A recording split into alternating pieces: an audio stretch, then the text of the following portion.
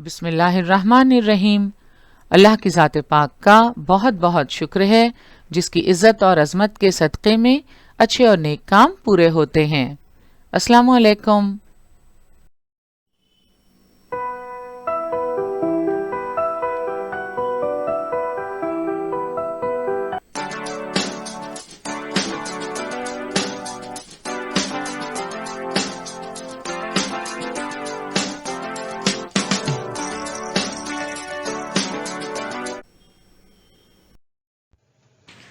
बृहन्मुंबई महानगर पालिका शिक्षण विभाग के तहत जारी वर्चुअल ट्रेनिंग सेंटर की जानिब से पेश होने वाले ई लर्निंग सेशन में आपका इस्तकबाल है।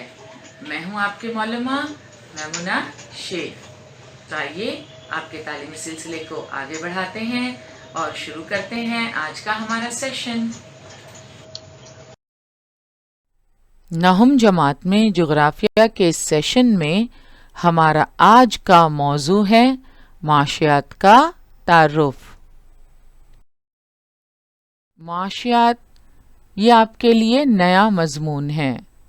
इस सबक में हम ख़ानदानी इंतज़ामिया को समझते हुए माशियात का तारुफ हासिल करेंगे। साथ ही मईशत के मानी और मईशत के मुख्तलिफ पहलुओं का तफसीली मुताला करेंगे। सबक के अहम निकात पर एक नज़र डालते हैं। सबसे पहले माशियात के मानी और तारीफ, उसके बाद मईशत के मानी और अक़साम, मईशत की अहम खुसूसियात, मईशत की आलमकारी और आखिर में मईशत की जिम्मेदारियां। पिछले सेशंस में हम माशियात के मानी और तारीफ, मईशत के मानी और अक़साम का मुताला कर चुके हैं। इस सेशन में हम मईशत की अहम खुसूसियात, मईशत की आलमकारी और मईशत की जिम्मेदारियों का मुताला करेंगे। नई मालूमात हासिल करने से पहले आइए अपनी साबका मालूमात को ताज़ा कर लेते हैं और मईशत के मानी और मईशत की अक़साम पर एक नज़र डालते हैं।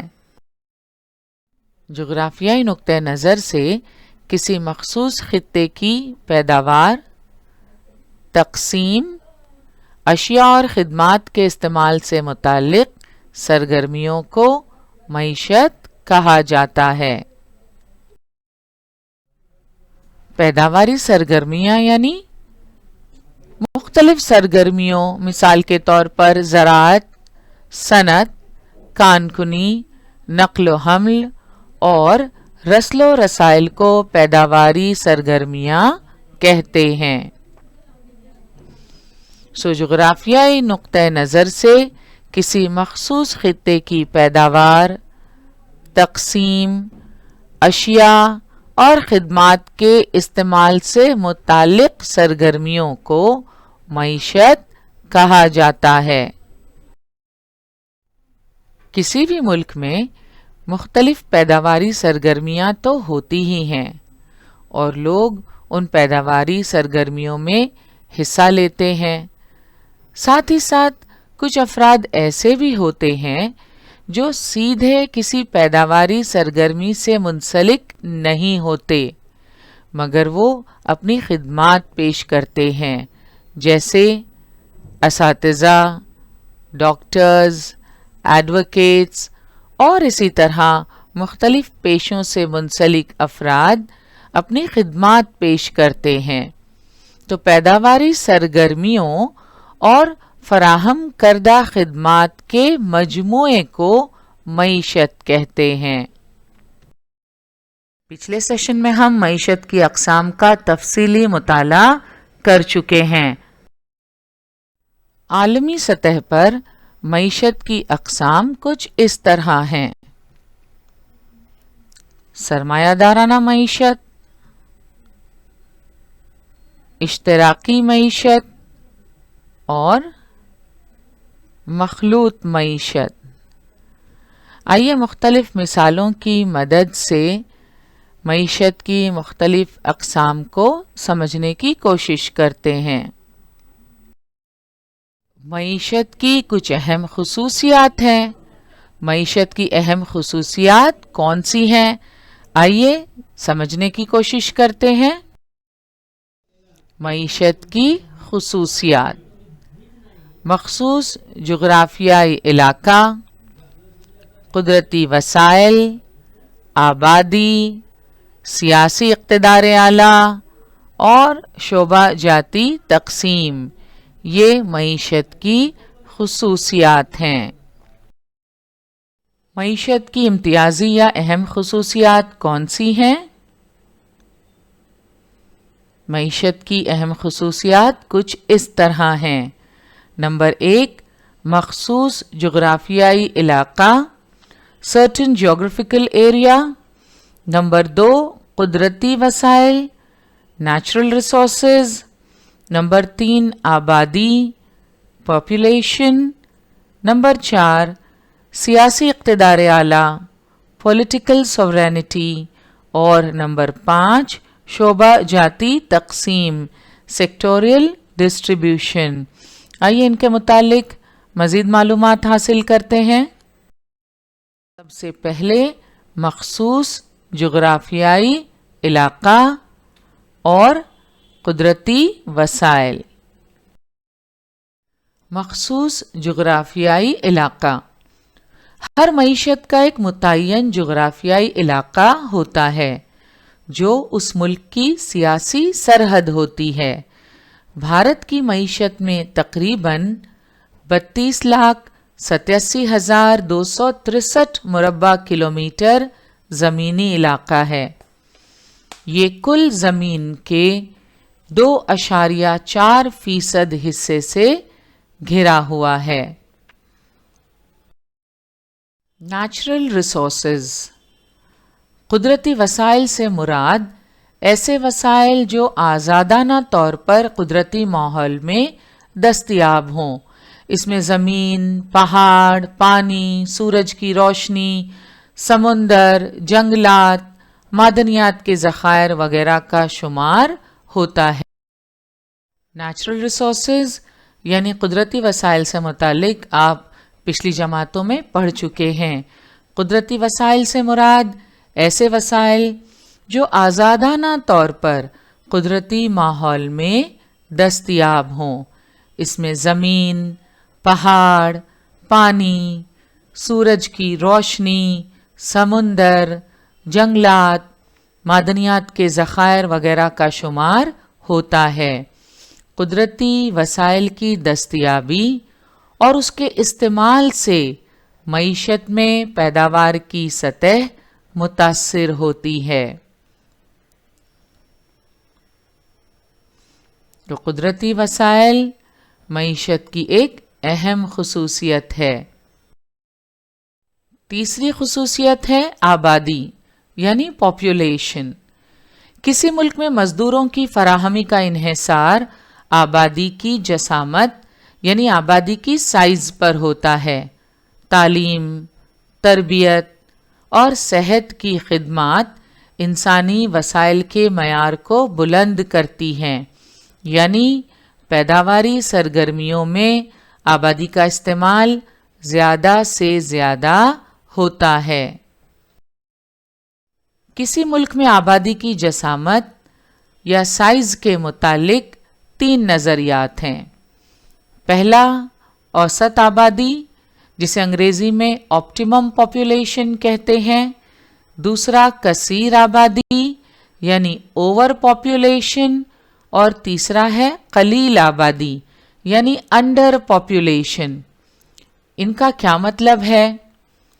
اوسط آبادی یعنی آپٹیمم پاپولیشن یہ آبادی کی مثالی جسامت ہوتی ہے۔ اس قسم کی آبادی میں دستیاب وسائل کا مناسب استعمال کیا جاتا ہے۔ دوسرا ہے کثیر آبادی اوور پاپولیشن۔ اوسط سے زیادہ آبادی کو کثیر آبادی کہتے ہیں۔ اس کی وجہ سے دستیاب وسائل پر تناؤ بڑھتا ہے، یعنی دستیاب وسائل کے مقابلے میں آبادی زیادہ ہے تو یقیناً جو وسائل دستیاب ہیں ان پر بوجھ بڑھتا ہے، تناؤ بڑھتا ہے۔ تیسری قسم ہے قلیل آبادی، انڈر پاپولیشن۔ یہ کثیر آبادی کے اپوزٹ ہے۔ یہ ایک ایسی صورتحال ہے جس میں موجودہ آبادی دستیاب وسائل کو مکمل طور پر استعمال کرنے کے لیے کافی نہیں ہے، یعنی کسی معیشت میں یا کسی ملک میں وسائل جو دستیاب ہیں وہ زیادہ ہیں اور انہیں استعمال کرنے کے لیے آبادی کافی نہیں ہے، تو ایسی صورتحال کو انڈر پاپولیشن یعنی قلیل آبادی کہتے ہیں۔ تو یہ صورتحال بھی مناسب نہیں ہے کہ آبادی تو کم ہے اور وسائل جو ہیں وہ زیادہ ہیں۔ کثیر آبادی میں تو وسائل پر بوجھ بڑھ جاتا ہے، تناؤ بڑھ جاتا ہے، وسائل کم اور آبادی زیادہ۔ اور ایک مثالی جسامت ہے اوسط آبادی، آپٹیمم پاپولیشن۔ یہ ایک مثالی جسامت ہوتی ہے، کیونکہ اس قسم کی آبادی میں دستیاب وسائل کا مناسب استعمال کیا جاتا ہے، نہ یہاں آبادی کثیر ہے نہ قلیل ہے، اوسط ہے، تو دستیاب وسائل کا استعمال بھی مناسب ہوتا ہے۔ معیشت کی چوتھی خصوصیت ہے سیاسی اقتدار اعلیٰ۔ اصطلاح اقتدار کا کیا مطلب ہے؟ اقتدار کا مطلب حاکمیت اور مکمل اختیار، سپریم پاور اور اتھارٹی ہے۔ سیاسی اقتدار اعلیٰ کا معیشت سے براہ راست تعلق ہوتا ہے۔ ملک کی حکومت کو ملک کے قوانین بنانے اور قوانین نافذ کرنے کا اختیار ہونا چاہیے۔ ایک آزاد اور سیاسی طور پر خود مختار ملک ہی معاشرے کی سماجی اور معاشی فلاح و بہبودی کے بارے میں فیصلہ لے سکتا ہے۔ جس طرح ہمارا ملک بھارت ایک آزاد اور سیاسی طور پر خود مختار ملک ہے اور یہاں حکومت کو ملک کے قوانین بنانے اور قوانین نافذ کرنے کا اختیار ہے، اور یہاں حکومت ملک کے معاشرے کی سماجی اور معاشی فلاح و بہبود کے متعلق فیصلے لے سکتی ہے۔ تو سیاسی اقتدار اعلیٰ میں اصطلاح اقتدار کا مطلب حاکمیت یعنی سپریم پاور اور مکمل اختیار یعنی اتھارٹی ہے۔ سیاسی اقتدار اعلیٰ کا معیشت سے براہ راست تعلق ہوتا ہے۔ ملک کی حکومت کو ملک کے قوانین بنانے اور قوانین نافذ کرنے کا اختیار ہونا چاہیے۔ ایک آزاد اور سیاسی طور پر خود مختار ملک ہی معاشرے کی سماجی اور معاشی فلاح و بہبود کے بارے میں فیصلہ لے سکتا ہے۔ اب ہم بات کریں گے پانچویں خصوصیت شعبہ جاتی تقسیم کی۔ ملکیت اور انتظامیہ کے لحاظ سے شعبوں کو نجی شعبہ، عوامی شعبہ اور مشترکہ شعبے میں تقسیم کیا جاتا ہے۔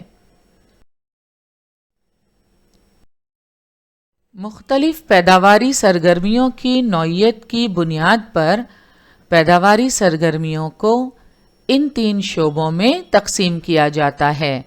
ابتدائی شعبہ یعنی پرائمری سیکٹر، ثانوی شعبہ سیکنڈری سیکٹر اور ثالثی شعبہ ٹرشری سیکٹر۔ ابتدائی شعبہ یعنی پرائمری سیکٹر، اسے زراعتی شعبہ بھی کہتے ہیں۔ قدرتی وسائل پر منحصر پیشوں کا شمار ابتدائی شعبے میں ہوتا ہے۔ آپ ہشتم جماعت میں اس کے متعلق تفصیلی معلومات حاصل کر چکے ہیں۔ تو قدرتی وسائل پر منحصر پیشوں کا شمار ابتدائی شعبے میں ہوتا ہے، مثلاً زراعت اور دیگر سرگرمیاں جیسے غلہ بانی، مرغ بانی، ماہی گیری، جنگلات کی کٹائی اور کانکنی وغیرہ۔ بھارت جیسے ترقی پذیر معیشت ملک میں آدھے سے زیادہ آبادی ابتدائی شعبے میں مصروف ہے۔ سیکنڈری سیکٹر یعنی ثانوی شعبہ، اس شعبے کو صنعتی شعبہ بھی کہتے ہیں۔ اس میں صنعتی، تعمیراتی کام، بجلی، قدرتی گیس، پانی کی فراہمی جیسے پیشے شامل ہیں۔ تیسرا شعبہ ہے ترشری سیکٹر یعنی ثالثی شعبہ۔ اس شعبے کو خدمتی شعبہ بھی کہا جاتا ہے۔ اس شعبے میں آمد و رفت، رسل و رسائل، بینک کاری، تجارت، بیمہ، مالیات، صحت عامہ، تعلیم، ہوٹل اور تفریح وغیرہ شامل ہیں۔ معیشت کی خصوصیات ہم نے دیکھی۔ مخصوص جغرافیائی علاقہ، قدرتی وسائل، آبادی، سیاسی اقتدار اعلیٰ اور شعبہ جاتی تقسیم۔ اور اب ہم بات کریں گے معیشت کی عالم کاری، گلوبلائزیشن آف اکانومی۔ معیشت کی عالم کاری کو سمجھنے سے پہلے ہم عالم کاری یعنی گلوبلائزیشن کا مفہوم سمجھیں گے۔ عالمی سطح پر لوگوں میں خیالات و نظریات کا تبادلہ شروع ہوا اور یہ ممکن ہو پایا اطلاعاتی ٹیکنالوجی میں انقلاب کی وجہ سے۔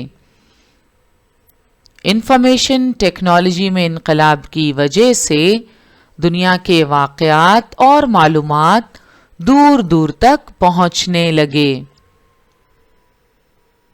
انفارمیشن ٹیکنالوجی کی ترقی کی وجہ سے آج ہم دیکھتے ہیں ساری دنیا سکڑ کر سمٹ کر ایک دوسرے کے قریب آ گئی ہے۔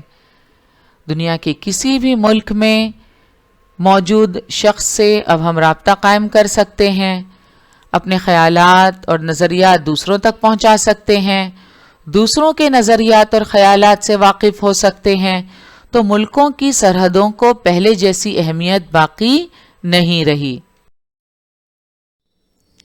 عالمی سطح پر لوگوں میں خیالات اور نظریات کا تبادلہ شروع ہوا۔ اس کی کئی مثالیں آپ کے سامنے ہیں۔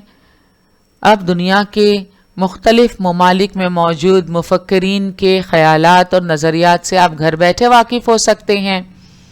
سوشل میڈیا کے جو ڈیفرنٹ پلیٹ فارم ہمیں اویلیبل ہیں، ان کی مدد سے ہم دنیا میں مختلف لوگوں سے رابطہ قائم کر سکتے ہیں، ان کے خیالات اور نظریات سے واقف ہو سکتے ہیں، اپنے خیالات اور نظریات لوگوں تک پہنچا سکتے ہیں، اور یہ کوئی مشکل نہیں ہے۔ آج انٹرنیٹ کی مدد سے ساری دنیا جو ہے وہ ایک دوسرے کے قریب آ گئی ہے۔ اطلاعاتی ٹیکنالوجی میں انقلاب کی وجہ سے دنیا کے واقعات اور معلومات دور دور تک پہنچنے لگے ہیں۔ ملکوں کی سرحدوں کو پہلے جیسی اہمیت نہیں رہی۔ ان تمام سرگرمیوں کو عالم کاری کہا جاتا ہے۔ یہ ہے گلوبلائزیشن۔ عالم کاری کا مفہوم سمجھنے کے بعد اب ہم معیشت کی عالم کاری کے متعلق جانیں گے۔ موجودہ معاشی پالیسیاں معیشت کو عالم کاری کی جانب لے جا رہی ہیں۔ عالمی معیشت کی تیاری کو ہی عالم کاری کہتے ہیں۔ دور جدید میں نقل و حمل اور مواصلات کی سہولیات بڑے پیمانے پر فروغ پا چکی ہیں۔ آج کل مواصلات یا معلومات کا تبادلہ ایک اہم سہولت تصور کی جاتی ہے۔ جس کی وجہ سے بین الاقوامی تجارت کو فروغ حاصل ہوا ہے۔ مختلف ممالک کے درمیان تجارت اور معاشی تعلقات میں شفافیت آ گئی ہے۔ اس کے علاوہ ہم دیکھتے ہیں محنت، سرمایہ، بڑے بڑے بازار اور معلومات کی دنیا بھر میں توسیع ہوئی ہے۔ اب عالمی سطح پر لوگوں میں خیالات و نظریات کا تبادلہ شروع ہو گیا ہے۔ اطلاعاتی ٹیکنالوجی میں انقلاب کی وجہ سے دنیا کے واقعات اور معلومات دور دور تک پہنچنے لگے ہیں۔ ملکوں کی سرحدوں کو پہلے جیسی اہمیت نہیں رہی۔ عالمی معیشت سرحدوں سے پرے معیشت ہوتی ہے، جس میں قدرتی دولت، منافع، خدمات، سرمایہ، محنت اور ٹیکنالوجی آزادی کے ساتھ ملک کی سرحد سے پرے جاتا ہے۔ عالمی معیشت سرحدوں سے پرے معیشت ہوتی ہے۔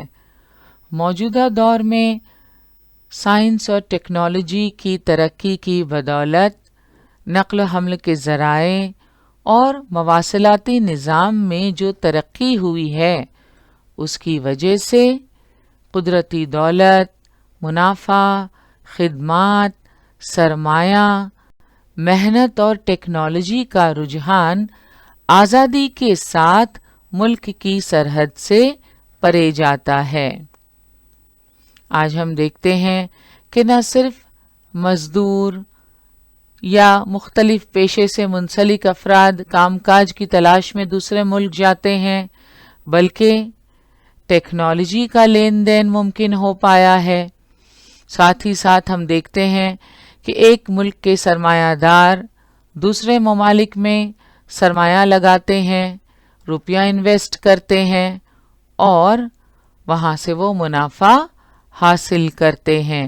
تو آج سرحدوں کی کوئی قید باقی نہیں رہ گئی ہے۔ آج ایک عالمی معیشت کی تیاری ہو رہی ہے۔ آج تجارت صرف دو یا کچھ ممالک تک محدود نہیں ہے، بلکہ دنیا کے تمام ممالک ایک دوسرے پر انحصار کرتے ہیں۔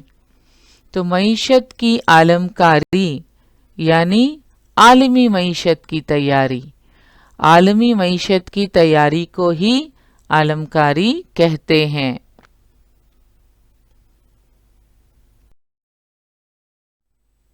عالم کاری یعنی ملک کی معیشت کو عالمی معیشت سے ہم آہنگ کرنا، جس میں آزادانہ تجارت ہوتی ہے اور سرمایہ کاری پر سے ہر قسم کی پابندی ہٹا لی جاتی ہے۔ معیشت کی عالم کاری کے متعلق ہم نے مختصراً معلومات حاصل کی۔ معیشت کا مفہوم، اقسام، اہم خصوصیات اور معیشت کی عالم کاری، ان باتوں کو سمجھنے کے بعد اب ہم معیشت کی ذمہ داریوں کا مطالعہ کریں گے۔ ہر ملک کا معاشی نظام مختلف ہوتا ہے۔ عالمی سطح پر معیشت کی مختلف اقسام پچھلے سیشن میں ہم تفصیل سے پڑھ چکے ہیں۔ سرمایہ دارانہ معیشت، اشتراکی معیشت اور مخلوط معیشت۔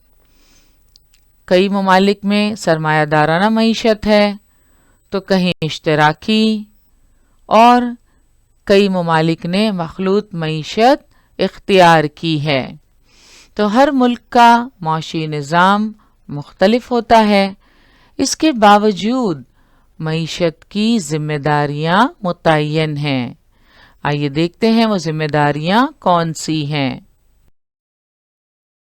معیشت کی ذمہ داریاں، سب سے پہلے ہے کسی شے یا جنس کی پیداوار کے بارے میں فیصلہ کرنا، یعنی کن اشیاء کی پیداوار کی جائے۔ صرفی اشیاء جیسے چاول، گیہوں، کپڑا وغیرہ کی پیداوار کریں یا بنیادی اشیاء جیسے مشینیں، اوزار وغیرہ کی پیداوار کرے۔ پیداوار کس طرح کی جائے؟ پیداوار کی تکنیک کے انتخاب کا انحصار دستیاب وسائل مثلاً مشینوں، مزدوروں، آلات اور ان کی نسبتی قیمتوں پر ہوتا ہے۔ پھر کتنی پیداوار کی جائے؟ ہر معیشت کا مقصد ہوتا ہے کہ وہ پیداوار کو اونچی سطح تک پہنچا سکے۔ تو کن اشیاء کی پیداوار کی جائے، پیداوار کس طرح کی جائے اور کتنی پیداوار کی جائے، ان سب کے متعلق فیصلہ کرنا معیشت کی ذمہ داری ہے۔ دوسری ذمہ داری پیداوار کے لیے درکار اخراجات میں زیادہ سے زیادہ تخفیف کرنا۔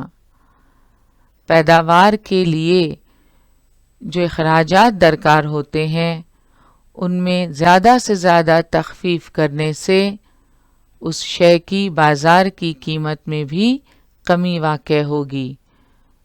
تو اس طرح مہنگائی پر قابو پایا جا سکتا ہے، انفلیشن کو روکا جا سکتا ہے۔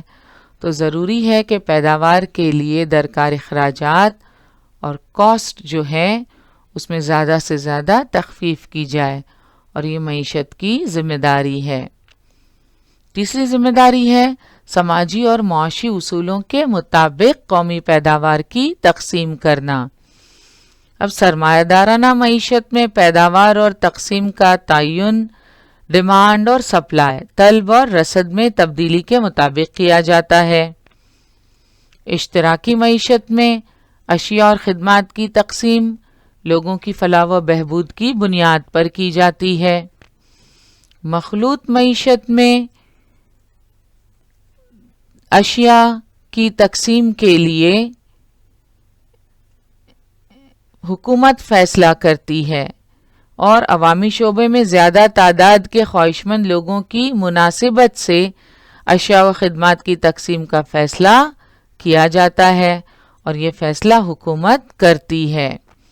تو کسی شے یا جنس کی پیداوار کے بارے میں فیصلہ کرنا، پیداوار کے لیے درکار اخراجات میں زیادہ سے زیادہ تخفیف کرنا، سماجی اور معاشی اصولوں کے مطابق قومی پیداوار کی تقسیم کرنا، یہ معیشت کی ذمہ داریاں ہیں۔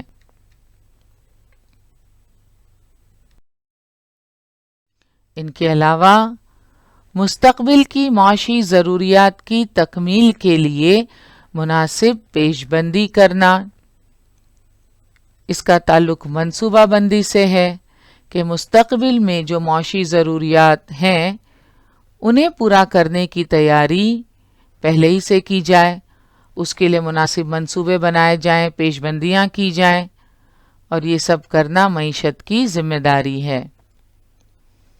پیداوار کس کے لیے کی جائے، اس سے متعلق فیصلہ کرنا۔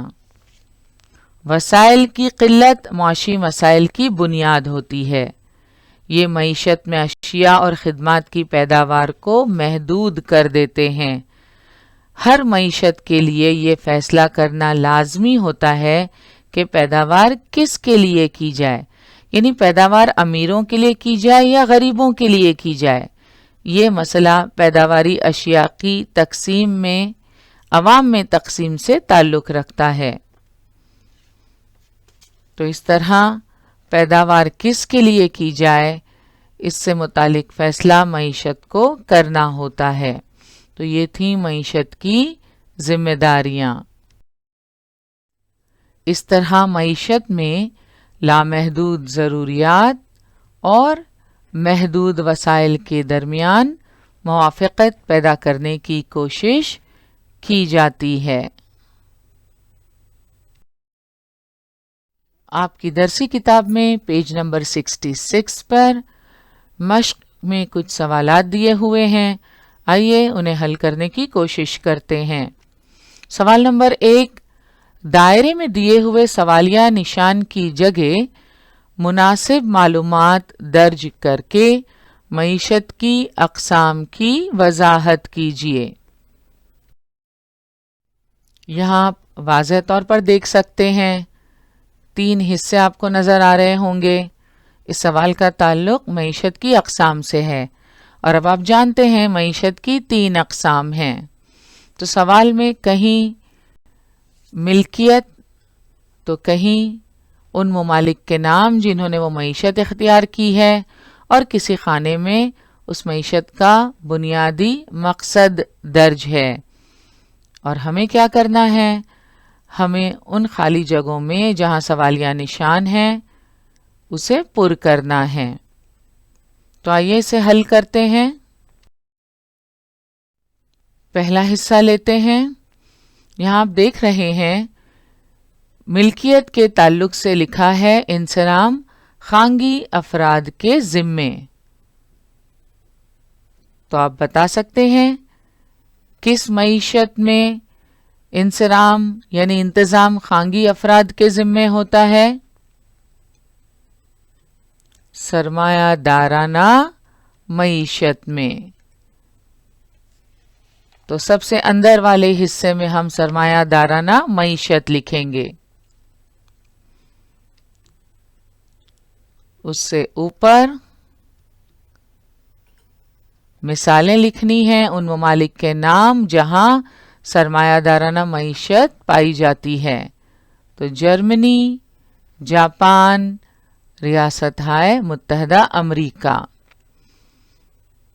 تیسرے خانے میں اشارہ دیا ہوا ہے کہ انصرام خانگی افراد کے ذمے ہوتا ہے، اور اس سے اوپر کے خانے میں بنیادی مقصد لکھنا ہے۔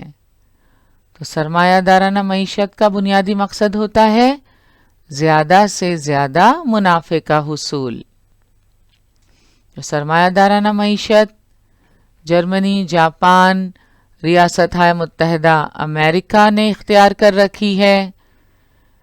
یہاں ملکیت اور انصرام خانگی افراد کے ذمے ہوتا ہے، اور زیادہ سے زیادہ منافع کا حصول سرمایہ دارانہ معیشت کا بنیادی مقصد ہوتا ہے۔ دوسرے حصے میں معیشت کا مقصد لکھا ہوا ہے سماجی فلاح و بہبود کا حصول۔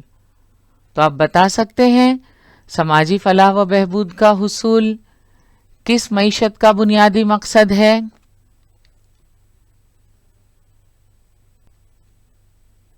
اشتراکی معیشت کا۔ چین اور روس جیسے ممالک نے اشتراکی معیشت اختیار کی ہے، لہذا دوسرے خانے میں ہم چین اور روس لکھیں گے۔ تیسرے خانے میں ہمیں اس کی ملکیت کے متعلق لکھنا ہے۔ تو اب آپ جانتے ہیں اشتراکی معیشت میں پیداوار کے وسائل مشترکہ طور پر سارے معاشرے یعنی حکومت کی ملکیت ہوتے ہیں۔ تو یہ خانہ اشتراکی معیشت کا ہے۔ اشتراکی معیشت چین اور روس جیسے ممالک نے اختیار کی ہے۔ یہاں پیداوار کے وسائل مشترکہ طور پر سارے معاشرے یعنی حکومت کی ملکیت ہوتے ہیں، اور اشتراکی معیشت کا بنیادی مقصد ہے سماجی فلاح و بہبود کا حصول۔ اور اب ہم تیسرے اور آخری حصے کو مکمل کریں گے۔ اس میں آپ دیکھ سکتے ہیں ان ممالک کے نام دیے ہوئے ہیں جہاں یہ معیشت اختیار کی گئی ہے۔ ان میں بھارت، سویڈن اور برطانیہ عظمیٰ۔ تو اب آپ جانتے ہیں بھارت، سویڈن اور برطانیہ عظمیٰ میں کس قسم کی معیشت ہے، وہ ہم یہاں پہلے خانے میں لکھیں گے، اور وہ نام ہے مخلوط معیشت۔ مخلوط معیشت میں عوامی اور خانگی شعبوں کا باہمی وجود ہوتا ہے۔ مخلوط معیشت کا بنیادی مقصد کیا ہے؟ اس معیشت میں منافع اور سماجی فلاح و بہبود میں موافقت پائی جاتی ہے۔ تو دی ہوئی ہدایت کے مطابق معیشت کی اقسام کی وضاحت کرتے ہوئے دائرے میں دیے ہوئے سوالیہ نشان کی جگہ ہم نے مناسب معلومات درج کی۔ پیج نمبر 66 ہی پر آپ کے لیے ایک سرگرمی دی ہوئی ہے۔ آپ کے خاندان کی آمدنی اور اخراجات کو ملحوظ رکھتے ہوئے گوشوارہ بنائیے اور اس میں آپ اپنے والدین کی مدد لے سکتے ہیں۔